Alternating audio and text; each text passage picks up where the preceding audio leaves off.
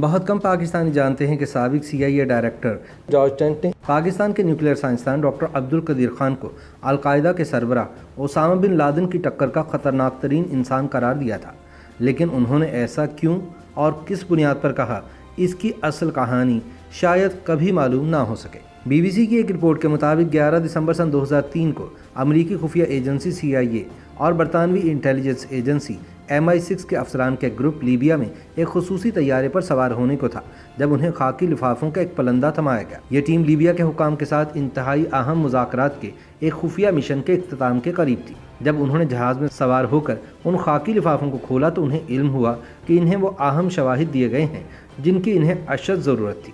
ان خاکی لفافوں میں ایٹمی ہتھیاروں کے ڈیزائن تھے۔ مبینہ طور پر ان ڈیزائنز کے علاوہ جوہری پروگرام سے متعلق پرزہ جات پاکستان کے ایٹمی سائنسدان ڈاکٹر عبدالقدیر خان نے مہیا کیے تھے۔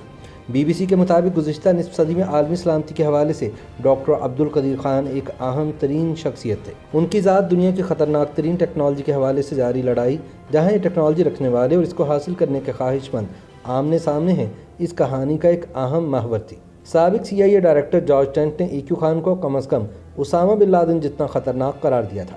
انہوں نے یہ موازنہ اس وقت پیش کیا تھا جب یہ پتہ لگ چکا تھا کہ اسامہ بن لادن 9/11 حملوں کے ماسٹر مائنڈ ہیں۔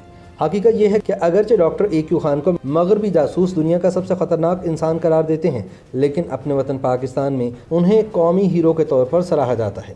یہ بات نہ صرف ان کی شخصیت کی پیچیدگی کے بارے میں بہت کچھ بتاتی ہے، بلکہ یہ بھی ظاہر کرتی ہے کہ دنیا ایٹمی ہتھیاروں کو کس نظر سے دیکھتی ہے۔ 70 کی دہائی میں ڈاکٹر عبدالقدیر خان یورپ میں ایٹمی جاسوس بن کر نہیں آئے تھے، لیکن وہ ایک جاسوس بن گئے تھے۔ وہ سن 1970 کی دہائی میں نیدرلینڈ میں کام کر رہے تھے جب ان کے ملک پاکستان نے سن 1971 کی جنگ میں شکست کے بعد اور انڈیا کی ایٹمی ترقی سے خوفزدہ ہو کر ایٹم بم بنانے کی مہم شروع کی تھی۔ ڈاکٹر EQ خان ایک یورپی کمپنی میں یورینیم افزودگی کے لیے سینٹریفیوجز بنانے کے کام میں شامل تھے۔ افزودہ یورینیم کو ایٹمی توانائی کے لیے استعمال کیا جا سکتا ہے اور اگر اسے ایک حد سے زیادہ افزودہ کیا جائے تو اس سے ایٹم بم بھی بنایا جا سکتا ہے۔ BBC کے مطابق ڈاکٹر عبدالقدیر خان اس دور کے جدید سینٹریفیوجز کے ڈیزائن نقل کرنے میں کامیاب ہوئے اور اپنے ملک واپس لوٹ آئے، جہاں انہوں نے ایک خفیہ نیٹ ورک تشکیل دیا جس میں بیشتر یورپی کاروباری افراد تھے جو انہیں ایٹم بم اور سینٹریفیوجز کی تیاری کے لیے اہم ترین اجزاء یعنی خام مال سپلائی کرتے تھے۔ ڈاکٹر EQ خان کو پاکستان کے ایٹمی پروگرام کا بانی بھی کہا جاتا ہے۔ انہوں نے نہایت احتیاط کے ساتھ اپنی ایک کہانی تیار کی جس نے انہیں انڈیا کے خطرے کے خلاف پاکستان کی حفاظت کے لیے ایٹم بم تیار کرنے والے قومی ہیرو کا درجہ دلوا دیا۔ ڈاکٹر عبدالقدیر خان نے ایٹمی ہتھیاروں کے اجزاء فراہم کرنے والے اپنے خفیہ نیٹ ورک کو درآمد سے برآمد کی طرف موڑ دیا اور وہ دنیا بھر میں گھومنے والی ایک شخصیت بن گئے اور انہوں نے کئی ممالک کے ساتھ معاہدے اور سودے کیے۔ ان میں سے بہت سے ممالک کو مغربی ممالک باغی ریاستیں سمجھتے تھے۔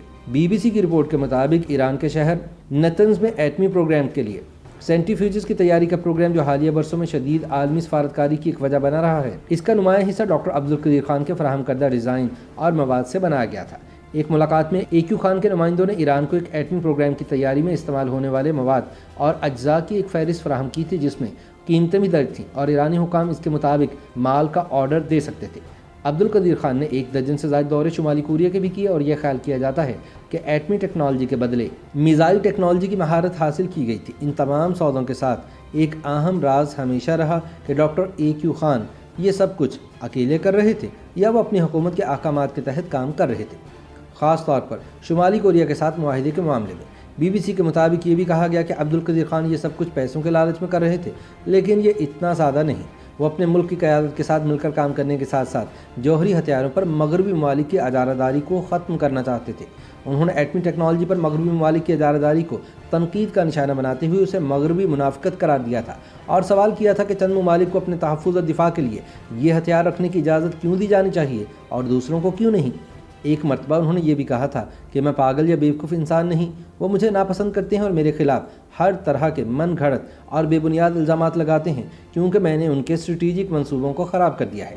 BBC رپورٹ کہتی ہے کہ برطانوی انٹیلیجنس ایجنسی MI6 اور امریکی CIA نے عبدالقدیر خان کی نگرانی شروع کر رکھی تھی۔ انہوں نے ان کے بین الاقوامی دوروں پر نظر رکھنا شروع کی، ان کی فون کالز کو ٹیپ اور پکڑنا شروع کر دیا اور ان کے نیٹ ورک میں گھس گئے اور اس کے لیے انہوں نے EQ خان کے نیٹ ورک میں شامل افراد کو بھاری رقوم کی پیشکش بھی کی۔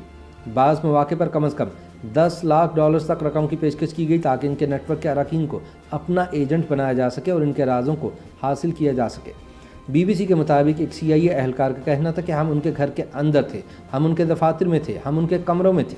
9/11 کے حملوں کے بعد خطرہ بڑھ گیا تھا کہ دہشت گرد بڑے پیمانے پر تباہی پھیلانے والے ہتھیاروں تک رسائی حاصل کر سکتے ہیں، اور یہی مشکل اور پیچیدگی پاکستان سے نمٹنے اور اسے ڈاکٹر AQ خان کے خلاف کارروائی کرنے پر آمادہ کرنے میں تھی۔ BBC کا دعویٰ ہے کہ مارچ سن 2003 میں جب برطانیہ اور امریکہ عراق پر بڑے پیمانے پر تباہی پھیلانے والے ہتھیاروں کی وجہ سے حملہ کر رہے تھے تو لیبیا کے رہنما کرنل معمر قذافی نے یہ فیصلہ کیا کہ انہیں اپنے ایٹمی پروگرام کے منصوبے سے چھٹکارا حاصل کرنے کی ضرورت ہے۔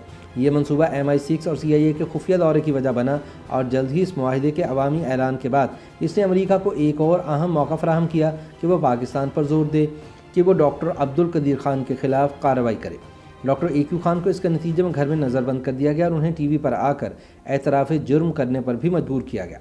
انہوں نے اپنی بقیہ زندگی ایک عجیب صورتحال میں بسر کی جہاں وہ نہ آزاد تھے اور نہ ہی قید۔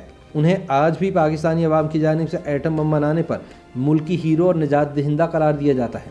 انہیں بیرونی دنیا کا سفر کرنے اور بات کرنے سے روک دیا گیا۔ انہوں نے کیا جرم کیا تھا، کیوں کیا تھا اور کس کے کہنے پر کیا تھا، شاید اس کی اصل کہانی کبھی معلوم نہ ہو سکے، لیکن ایک بات طے ہے کہ پاکستان سے کسی دوسرے ملک تک جوہری ہتھیاروں کو پہنچانا ڈاکٹر عبدالقدیر خان کے بس کی بات نہیں تھی۔ YouTube پر گوگلی نیوز دیکھنے کے لیے youtube.com کی سرچ بار میں گوگلی نیوز TV ٹائپ کریں۔ گوگلی نیوز کے پیج پر سرخ رنگ کے سبسکرپشن والے بٹن پر کلک کرنا نہ بھولیے۔ YouTube پیج پر اپلوڈ ہونے والی ویڈیوز سے باخبر رہنے کے لیے بیل آئیکن پر کلک کیجیے۔ آپ کو ہر نئی ویڈیو کے بارے میں نوٹیفیکیشن موصول ہو جائے گا۔